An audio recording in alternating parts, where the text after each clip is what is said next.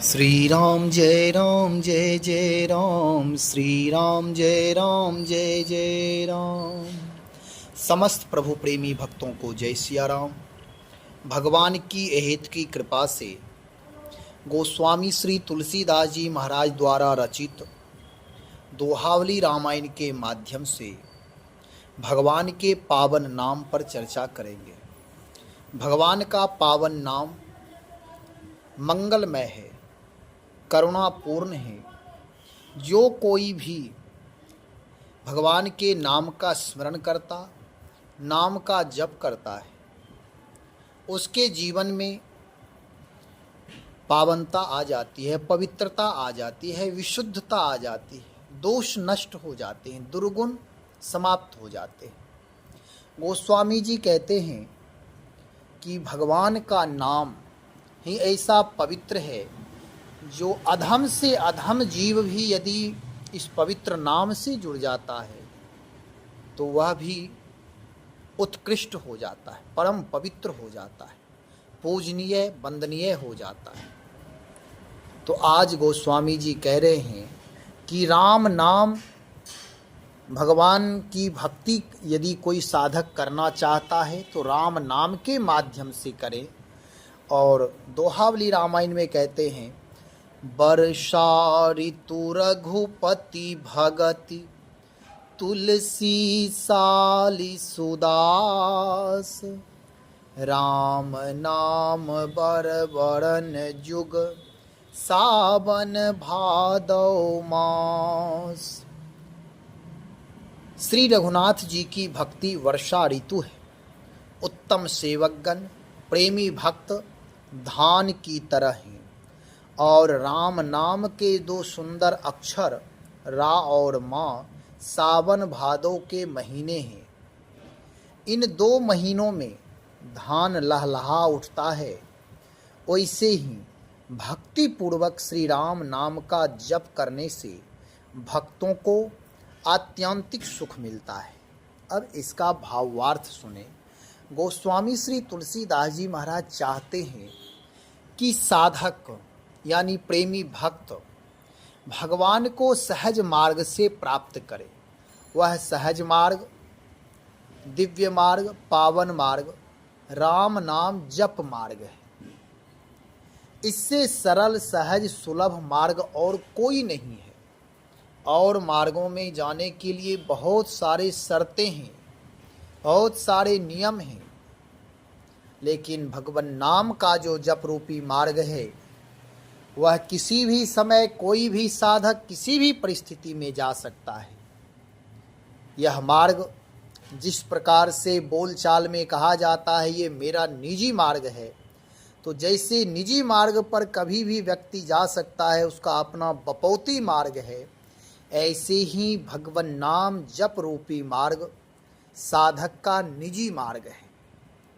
अब गोस्वामी जी यहाँ कह रहे हैं, वर्षा ऋतु रघुपति भगति, भगवान श्री सीताराम जी की भक्ति मानो वर्षा ऋतु है।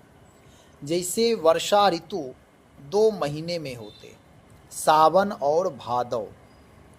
सावन भादौ में वर्षा ऋतु है।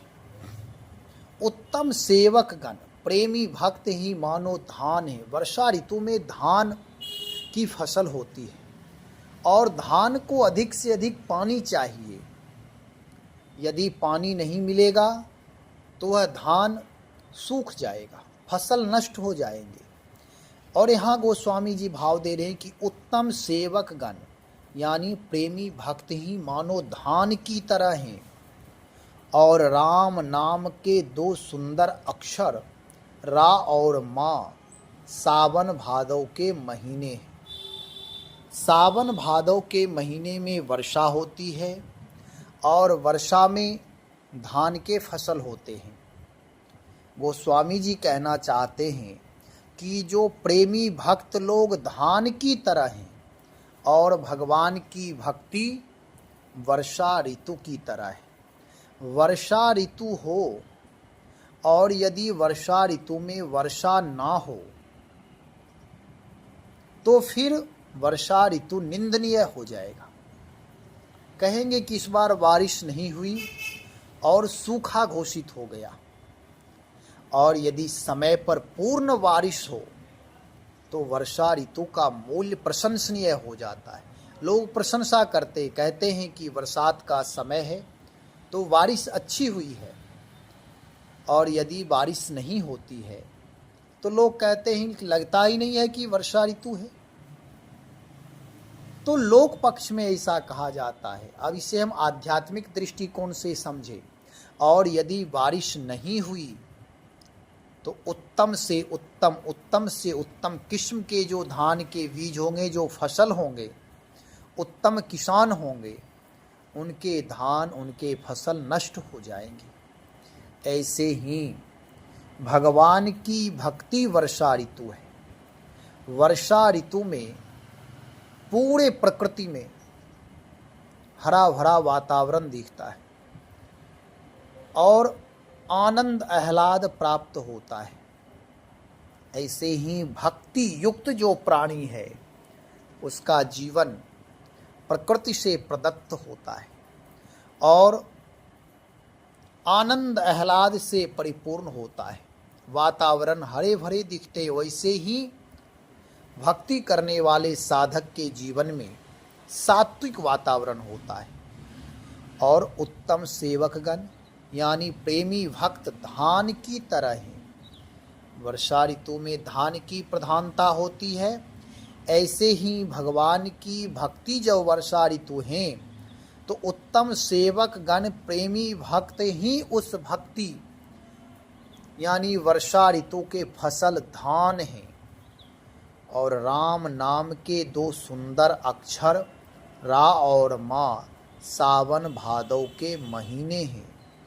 सावन भादव के महीने में ही वर्षा होती है। सावन भादव, और जैसे सावन भादव आया बारिश हुई तो धान लहलहा उठते हैं। वैसे ही भक्ति पूर्वक श्री राम नाम का जप करने से भक्तों को आह्लाद आनंद प्राप्त होता है। और यदि राम नाम का जप नहीं करते हैं तो उनके जीवन में भी रुग्णता बनी रहती है, आनंद आह्लाद की प्राप्ति नहीं होती। गोस्वामी जी चाहते हैं कि भक्त अपने जीवन को राम नाम से जोड़ दे और राम नाम की पावनता, राम नाम जो मंगल स्वरूप कल्याण स्वरूप हैं, भक्त भी कल्याण स्वरूप मंगल स्वरूप दर्शनीय वंदनीय पूजनीय हो जाए और राम नाम की तरह ही जैसे साधक राम नाम के प्रभाव से ही भगवत भक्ति प्राप्त करते हैं, ऐसे ही साधक भी भक्त भी राम नाम के प्रभाव से राम नाम जप करके भगवान की भक्ति प्राप्त करे और भक्ति से जो शक्ति मिले उस शक्ति का सदुपयोग अध्यात्म मार्ग में आए हुए साधकों का मार्गदर्शन करे, अध्यात्म मार्ग में उसका सदुपयोग करे, राष्ट्र सेवा समाज सेवा में उस शक्ति का सदुपयोग करे। भक्ति अलौकिक चीज है।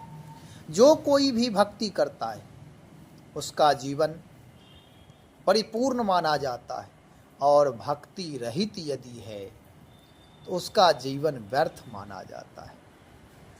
अध्यात्म मार्ग को प्रशस्त करने के लिए हृदय प्रधान जो भक्त होते हैं, भाव प्रधान जो भक्त होते हैं, उनका जीवन प्रेम पूर्ण होता है, सेवा परायण होता है, अहंकार रहित होता है और नियम निष्ठ होता है। वह हमेशा अपने कार्यों में तत्पर होते हैं, आलस्य प्रमाद रहित होते हैं। तो वर्षा ऋतु रघुपति भगति, भगवान की भक्ति ही वर्षा ऋतु है। वर्षा ऋतु में अन्य फसल भी, अन्य जितने भी घास फूस हैं वह भी हरे भरे हो जाते हैं। ऐसे ही भगवान की भक्ति से कोई भी जुड़ जाए तो उसके जीवन भी हरे भरे हो जाएंगे, प्रसन्नता से परिपूर्ण हो जाएंगे।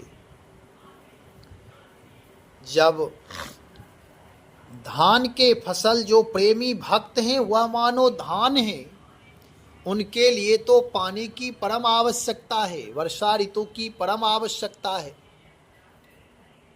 ऐसे ही यदि अन्य जो घास हैं, जो चारा है, यदि उसमें भी वर्षा ऋतु में हो जाए तो वह भी जितने घास फूस होते हैं जम जाते हैं, उसमें भी हरियाली आ जाती है। ऐसे ही कोई भी व्यक्ति यदि भक्ति से जुड़ जाए, राम नाम से जुड़ जाए, तो उनका जीवन परम मंगलमय हो जाएगा, कोई संदेह नहीं है इसमें। भगवान की भक्ति करने का अधिकारी प्राणी मात्र है। जगत गुरु रामानंदाचार्य भगवान कहते हैं, जात पात पूछे नहीं कोई, हरि को भजे सो हरि का होय।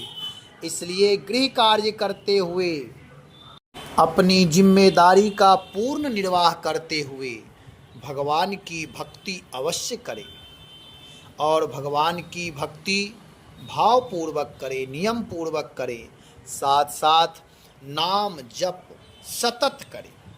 नाम जप इस कलयुग के लिए महायज्ञ है। जो इस महायज्ञ से जुड़ जाते हैं, जो अपने समय का दान नाम जप में करते हैं, उनका जीवन दिव्य हो जाता है। प्रभु प्रेम से हृदय भर आता है, प्रभु का प्यारा हो जाता है। जब साधक भगवान की शरणागति स्वीकार करके, अपने अहंकार का परित्याग करके भगवान नाम निष्ठ हो जाता है, तो उसका जीवन रस से युक्त हो जाता है। राम नाम ही अमृत है, राम नामामृतम कहा गया है।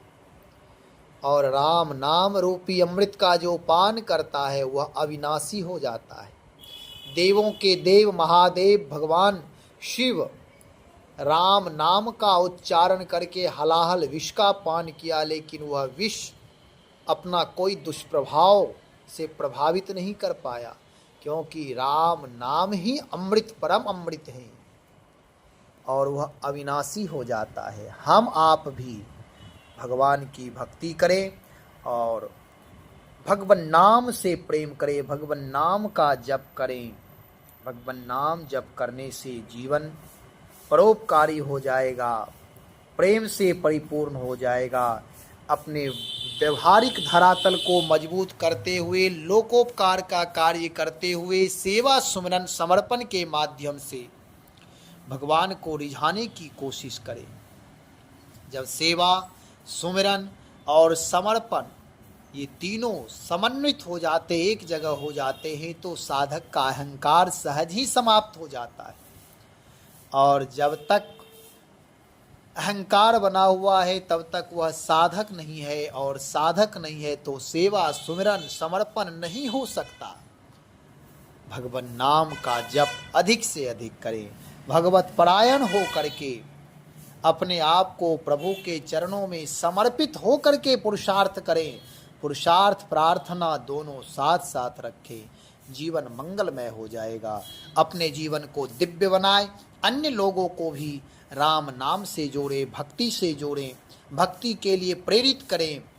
आपके सत्संग से, आपकी प्रेरणा से एक भी मनुष्य का यदि जीवन सुधर गया तो आपका भी लोक परलोक की सिद्धि प्राप्त आपको भी हुई, अन्य लोगों का भी जीवन सुधरेगा। ऐसे सतत राम काज करते रहें, प्रभु प्रेम से जीवन व्यतीत करें। प्रभु से यदि जुड़ जाएंगे तो जीवन में स्वतः ही प्रभुता से, आनंद से, सुख से, समृद्धि से भर आएंगे। हमारा आपका जीवन परम मंगलमय हो जाएगा। श्री राम जय जय राम, श्री राम जय जय राम।